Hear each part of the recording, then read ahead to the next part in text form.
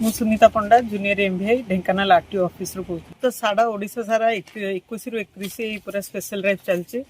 ତ ଏଇ ସ୍ପେଶାଲ ଡ୍ରାଇଭ୍ରେ ଆମେ specially drunk and driving without DL बा हेलमेटलेस जो चलते बा सीट बेल्ट ये सबको आम देखुचु। इवेन ओवरलोड गुड़ा भी देखुचु, पैसेंजर गाड़ी भी देखुचु।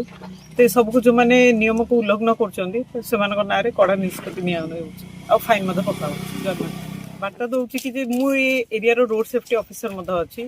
तो नियम को मानिकी चलतु प्रॉपर हेलमेट पिंधतु सीट बेल्ट पकईकी चलतु सो दैट ये एक्सीडेंट जो होचे एक्सीडेंट को आम रखिपर आ ओवर स्पीड रे गाड़ी चलातुनी। एबे मु 7 जन को धरलिनी आज्ञा तापरे विदाउट हेलमेट रे तो ऑलमोस्ट 15-20 जन हेलेनी विदाउट हेलमेट रे जाउछन। इवेन आम केते जन को रखुछु से माने पढुछंदी गाड़ीटा बुलेकी सीट बेल्ट रे भी मध अछि फाइन पका हिची।